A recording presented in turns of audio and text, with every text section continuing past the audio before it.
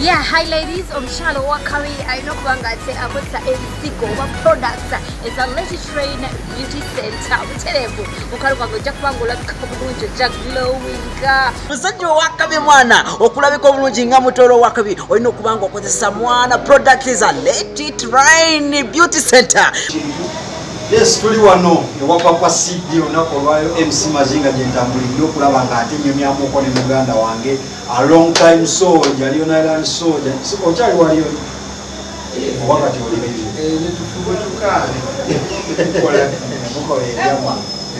yes, ndi wane papa CD MC Mazinga omuganda amami omubwati tugenda batunyumyako kino na kiri kyetubakunyumizaako onokitujjukiza next interview nembeera nga ate nkimubuuza nabeera nga akiyitamu agamba leba pasidibuza abatulaba munamanya mugamba mutya abanyaneloozi bamita papa CD ndi wammwe kamaloterezaako wano kikemu bakia obadde weyambinga bakulaba abandaba banyagumaze beyambinga nze papa CD ndi wammwe aka Amidu oli musajja musiraamu bakina oli musajja musiraamu obuuza kuseka mwenye manyi papa CD lirimu paapa swabikila ndi maswabikila papa CD ozaalibwawa byali atadde amanyi papa CD yatandikira eno asomeddeko wano ki Papa CD banzalako Kalero awo Mulago hospital banzalira wenkulira Kalero naye waffe koko omukyalo bayitawo koko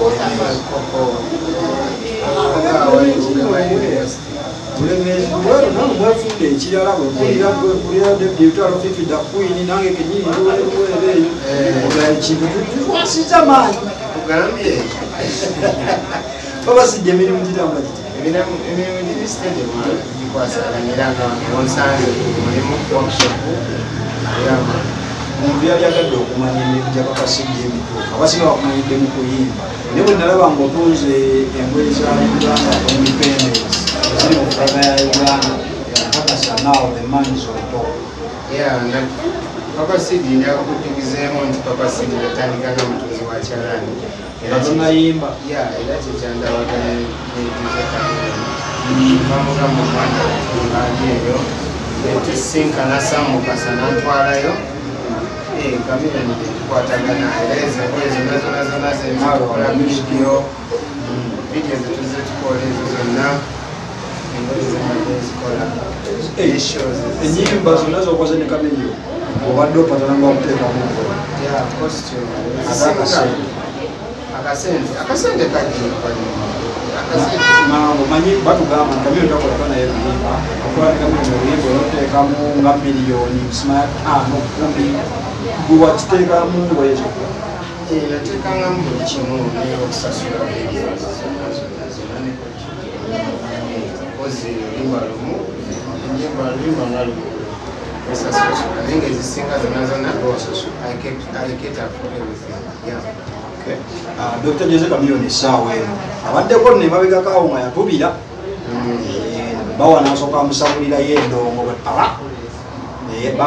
baaliwa ngaetubidde neyemuzza twali tumanyi mumuwandiikira Kamilio ntusaamu mu lwe lwa Kamilio okuyiiyako okwa music tulabanga ennyimba oba Kamilio asooka okuzina agamba kanyimbe ku kino Kamilio zibanga amala naye music wamu eyiizamu composingira era is a very very creative man asobola okuyeetinga ennyimba asobola okukola buli kimu Kamilio ni waddala wakabi era ddala Kamilio nga Kamilio wakabi so is a very creative man ennyimba nze singa obungi zirabye azeekoledde obwawo sometimes mugatta amagezi ne studio era n'omuntu bamuwandiikira tosobola kubeerawo nga tebakuwandiikira osobola zitize twamukwatamu awo nyingi naye sagala zogera wamukubanga ezimu yazifulumya ezimu teyazifulumya ennyimba tukoze nyingi nnyo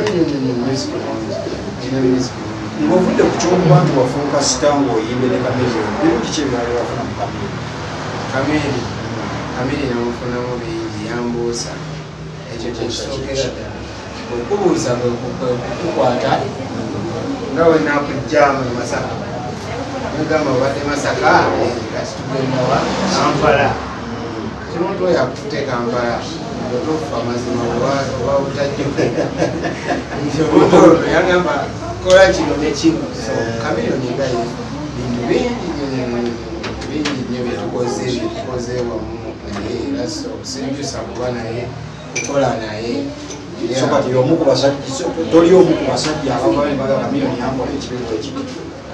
Of course omuntu bwemuba bamukwano oba mukazi we oba ki temusobola kubeera nga buli kaseera muli tuli bantu we just people. So omuntu ekibizirawo naye nga tekitegeeza nti kiri kibaawo nti yalinyaga mukwano. Papa Sid bwe tuwulira music wo tuwulira ng'obita okuba nnyo reggae music naye ate toli bwe batuba nominations zino lwaki tebakunominatinga nnyo mu reggae music? Reggae music nze kati simanyi ngeri gye babirankinga kubanga nze nkuba music for the people. So abo abalonda music baba balina byebasinzirako bakumusisaiza music, but for me I know my music is going very far. So abo abanominatinga oba banominatinga as long as I sing for the people.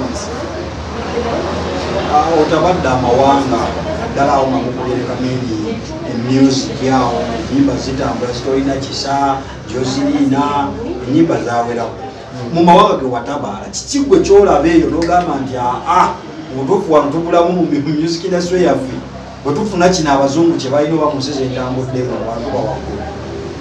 Bintu bingi nnyo mastering ya sound, studio production, teamwork, one producer kwasobola kyakatandika okukyuka naye luli producer ngakola oliba naluteka mu piano naluteka manyanga naluteka mu kyo nakwata amaloozi, but those people they work together. N'abamu ndaba bakozesa nnanga yokka jazz n'azikusa era nebikubeera bali abasajja baproducinga music namala nakwata nawaako kati ngawonoga nti bawa alukuba namala nawa acting namasteringa andre naye nakwatamu kugamba oluyimba lugendo fuluma nga lulimu abantu nga bataano nga buli ngeri yonna olina kukolaki muyimbi kyebwero eyo gwali oyimbye bwana bangi kuyimba mwakwekawo enyimba bwe ziri ku YouTube, enyimba bwe ziri ku azaagala mulagirire ku YouTube yange azaagala nyimba za Papa Sid tekamu at Papa Sid Music Uganda era kufuna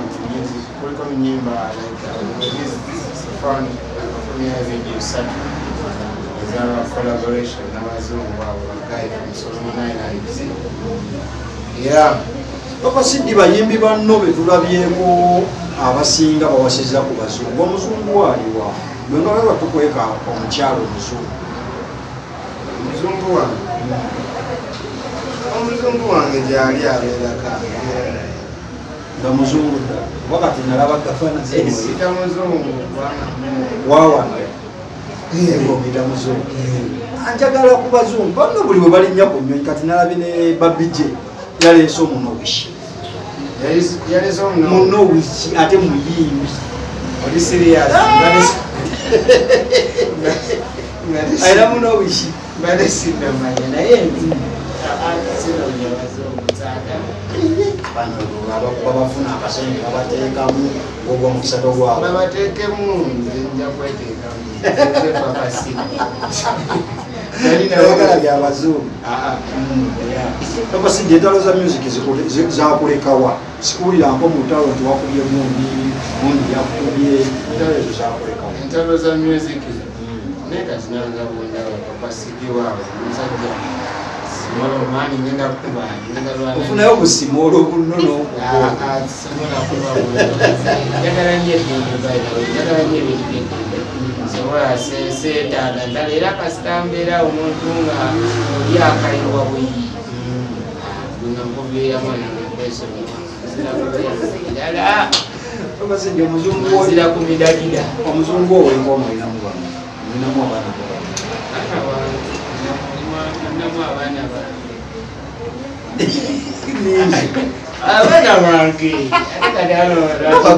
olina omwana gwe wampaako omwana yanjogera oluzungu neekonga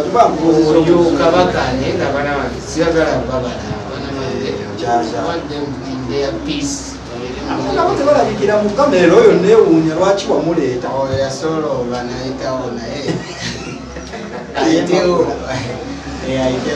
omwana wo wali mwagaliza okukola kyokola omwana wange nali nze omwana samafarangako nnyo naye omwana gyokumubeera naye yakulaba nagamba taata kino kyakoze kyakabi nange kyatuba kikola kati naye bwageza apiikingirako nze apiikinga ye nalondamu ofcourse nange wendabange ekitwa kisobola banina omusapoolira because a lot of people bamwamba bamappreciatinga mukwano gwa kudeku mukwano gwa kamere omwana bonna bakyali abaana kyekumanyika abaana famire yo tetambula era bwalako olaba mukwano gwa sali busali akola ki nesali busali omwana ono omusobola ngaakedde ogende wa sali abaana bo bakunyonyi oba bawano tugenda bulemeezi oba maama abuukamu kanyonyi abaana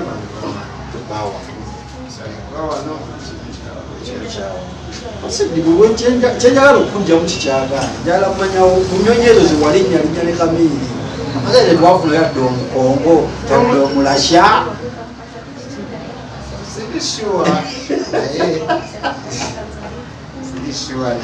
ayimbe mutyo okwagala ninawo bawano bawano ebasiiga olina kolabo n'omuyimbi wa wano mu covid ono omuyimbi wa wano nali mpoze akayimba ne Spice Diana naye simanyi kyebaliko bo benyini bakatuuliko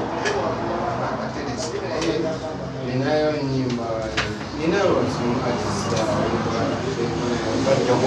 most of my time these days asize kukyalani omulimu si omulimu kubana okuyimba mulimu naye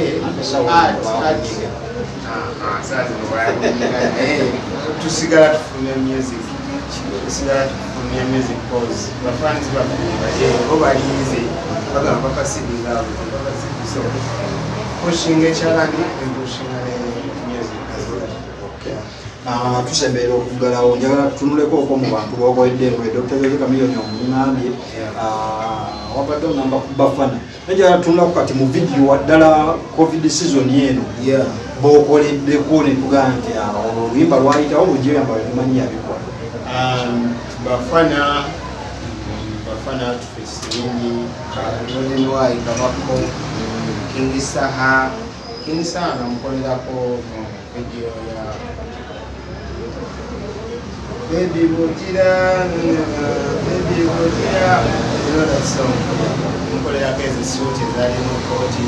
Bali mubindi nnyo naye lwakwa take the pictures kubanga kino kamu kyekimu ku bulamu kituufu naye neetaaga ngenda kufuna cameraman abeerenga bifaananyi ebyo mbitiime everywhere nkubako byensobodde okutambuza this time saawa nina byebamubira abamu bakubale babisindika so bingi nkoleddeko rodenwai nkoleddeko nina rose nkoleddeko bangi olabanga abantu nkoleddeko bosa nkoleddeko kabutema yeweri kabutema Museveni omukola olugoye papa sidimba n'akakadde k'essente omusajja ne bwewedda ne bwayogera limuzini lukola gitwalayo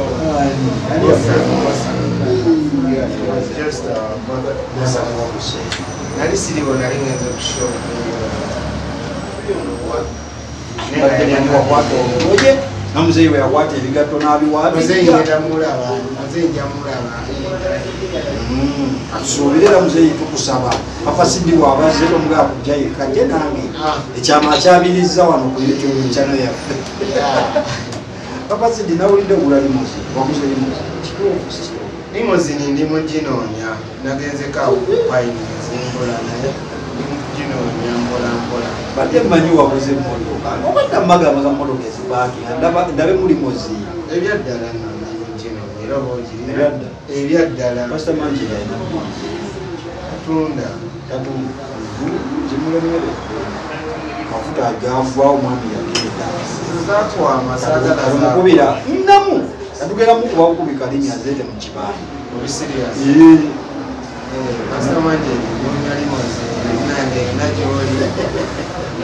gula akasente kanonyeza njagala ja saka box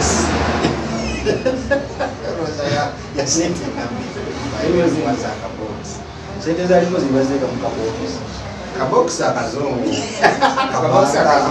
kategedde sikana akaganda akagenda lwemese ebyenje byazizaalaku kabokisi kanamba badde nsaba olagirire abantu ku workshop yo oba edduuka liweri ye abantu mwena tuli wano ku makindi ebaraks wano opposite wakiwa kulira Narena Foods studio bagita Make by Maya naje tukole engoye tukole makeup abayimbi mwenna makeup yenna wa video tumukola costumes zonna tuzikola nga mulabe costumes zange ziri mu video ya Daniela Joselina nyingi nnyo bativi presenters tobambaza wanambambaza bativi presenters zibambaza zimuje wena atufiti yonna gyoyagala nyamu tugenda gikola tweyanza yesu yabadde Papa Sidi okujjawo nga gwali eyo olina ekibuuzo ekirala kyonombuuza nsobola okuba nga ate bwenzira okubanga oletedde Papa Sidi akikuddamu nga bwekirina okubeera sigalako nga osubscribinga ku YouTube channel yaffe eya Mazinga Live TV ate nebigo omukulu nsanyusa okukulabako sewo amina tata nawe okusanga tata esewo abasajja bulijjo bandagirira naye nga mbuuza ewakiwa mmanyi bakolerayo birala ati tuli watiwa tuli kumpi newakiwa weyambire abantu abamwenna soke nkumuze ekyalani sawundi empiso abantu abamwenna kubukedde TV manyala eddoboozi bampita papa Papa Sidi tuli wano bakindi wano workshop gezaako okukola kana akagoye kokola kebaita batya kano just nkola ka bikini wear ka beach abaana agenda kweyagala agenda kulya sente Papa Sidi tuwulira ebiyitiŋŋana ku lugendo lwa Dr. Jose Chameleon ebyambalo mbulunaku lwatuuse okugenda ngaebyambalo omusajja talina n'omuwa ebyambalo omusajja talina byambalo naye Chameleon is my friend tukwatagana wemba ndabye ekyakabe ofcourse baninokola oba naye yambuusa design zewamukoledde zinamakinga n'ensi ze yagenzeemu design nakozeeyo ezisoboka naye nga era agenda kwongerako ebikumba ate akomewo nezimatiriyo nyingi kubeera gyeyagenze nesibuka ye bwakwerera matiriyo nga gweokola wanima basindise munyamuso kuba tuba tugenda kukuba enkumba ziri zintekako tesimakansi lwaki Chameleon kuguno omulundi yakulese tukumanyi gweomu ku kiddo wa Chameleon abayimba ennyimba neziwuuma mbadde nina orders z'abantu bange balina emikolo gyampaga nakwata orders nyingi sisobola kudisappointinga abantu because ngenda kola ki ngenda kuyimba Papa Sidi tuwulira ebigambo ebiyitiŋŋana ku bayimbi abalokole abasumba batandise okubayita nga babaga tebaddamu tebeeyunga ku kibiina ky'abayimbi mwenna kye mulimu ekya UPRS kuba tebayimbira ssente tebayimba ebivulu byabwe oba nnyimba zaabwe zikwate ku Yesu kwokka era tebaagala beetabe mu kintu kyonna kirimu kufuna ssente. Musumba bamuyitani? Nawulireko Pastor Kiganda. Pastor Kiganda simumanyi naye. Tomanyi Pastor Kiganda? Simuwulira naye Pastor Kiganda wabanga ye bw'agamba. Pastor Kiganda kubanga munaye wano mu Uganda buli omu akolera kufuna. Ate abaana bayimba music oba wa gospel oba waki kuba wano nze Uganda nze king of gospel music. Naye tuyinza kuŋŋamba nti siyimbira ssente kubanga era Katonda yatuwa amaloboozi gano yatuwa buli kimu tube nga tukola ki nga tukikozesa okufunamu embeera ya bulijjo okugonza mu bulamu. So kati bw'ovaayo ate n'ogamba nti ate tebakuwa ssente nate sikirabanga naye kuba ne pasita yennyini wamala okwogera bw'ati nze nabeerako mu pasita kyaki yagondo Kayanja waba akuba n'akuba enjiri era mu kuwunzika wano agamba ekiweebwayo kikwate mu ngalo. Kakati munaye oba ate bw'ogamba abaana balina okukwata ssente bba simutegeera oyo pasita basinza namutegeera. Abayimbi baffe basiba bannamawulire gwe ensonga eno gyogerako ki oba naawe onoobeera omu ku abo abavaayo okusiba munnamawulire naanaakwogera ogambye nalemwa bulemwa kusiba nange naye ng'oyo eyasiba yeetaaga nakacyayi yeetaaga akakopo ka cyayi amazima genyini basi abantu basukka bogera bibatamanyi n'ebyo byebamanyi okitegeera yogera byomanyi byotamanyi bireke kubanga musetinga stanti zino Papa Sidi nogamba njagala leero banjogereko kino mbisewo akayimba kanze nze si settinga kako stanti nze najjira ku muziki era gwe nkyekutte siri ku bigambo siri ku ki muziki nakyalaani bintu ebi kwenekutte si lwa bigambo mbate njiiza story mbate kino kati abantu boogera ebintu nebyatamanyi nebyamanyi so yogerako byomanyi byotamanyi biri bufunze naawe anaakwogeraku oyo musibe wajje ananjogerako dda boogera naye nze kati nze nabalekerera Mukama naye oyo omusajja yavaayo n'asiba omusajja oyo wakabi nnyo olowooza kinaakomawa ku bayimbi temutusolanga ebivulu byammwe nga mwabisa ku mikutu gino ne babazira kati nze nga nze Papa Sidi sirangangako kivulu ku bantu bonna ku TV ate n'ekirala omuntu okola obulungi by all means baba balina okutwala ekintu kyo unless ng'oli mu kubaatisa ababaatisa be beetaaga okusudira naye kati nze omuntu atali mu kubaatisa seetaaga tusudira tweyanza obubaka obusembayo eryabalaga bukeddemu balinyo tuwagira music waffe bannayuganda ffenna mwebali tubeererawo nanze Papa Sidi mwebali kunsupportinga era mujje mbakolera engoye wano machingi pine barracks bakiwa kulena restaurant tukola engoye tukola makeup tukola engoye zonna kutunga everything. Amen. Yogerako nnyo Madamu Sumaiya kino kyokola kye tuyita tutya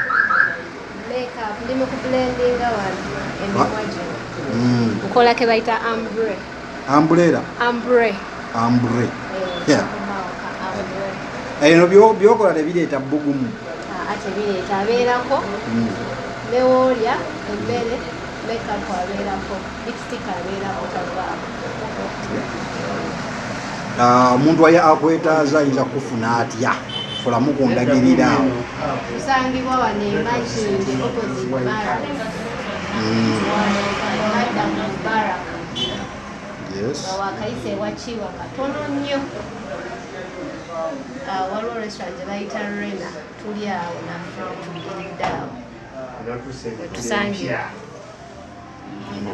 Madamu kiri kitya boza kuba kulaba ku mukutu abatulaba ku Tedde TV amanya Biden Kyagulanyi Vicky linyanga lya ntiisa omuntu bw'alyogera anti mukimanyi it's a Friday today sawa yakujooga owulira otya nga bakubyeko pulasikoni masikoni sadolini kala zonna ziri kuggo muntu mpulira bulungi Olya bulungi. Ndaba nyumye. Muyitire ku bakiraaya.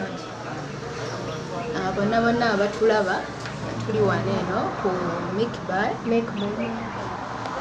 Yeah, tuli wano tusangibwa Makinge opposite Barracks.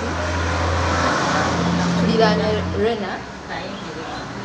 Mujje babakoleko ka make-up kubanga nganze we mundaba. Be smart, ready for the party. Party kijogenda mu. Ngenda ku party, it's a Friday. I told you. Ene party, n'olumbe eba party. Ogenda ku kabichi. Amina tweyanza nnyo. Mama Kyagulanyi. Go. Yes, Julie. Mayeri nyali nsinzo kuwata wanene. Tuli rudda wa wano.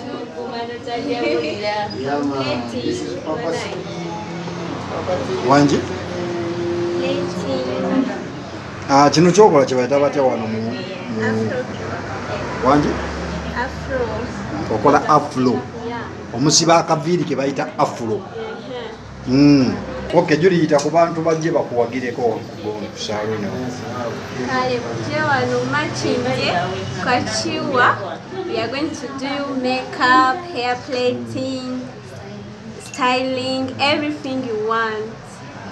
So you can come here and we can leave our contact. If you want, you can contact us. Yes. You can call you read your call number. Me.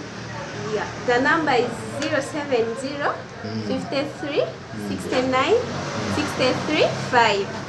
Asante. Madam Afro. Yeah. Hi ladies, omukyalo wakabi alina okuba ng'ate akozesa ebisigo oba products eza Letty Train Beauty Center butereevu mukalu gwange ojja kuba ng'olabika bulungi ojja glowinga omukyalo ali ku mulembe genda ali eri wonna wonna bannaffe aba Letty Train Beauty Center bakuyamba.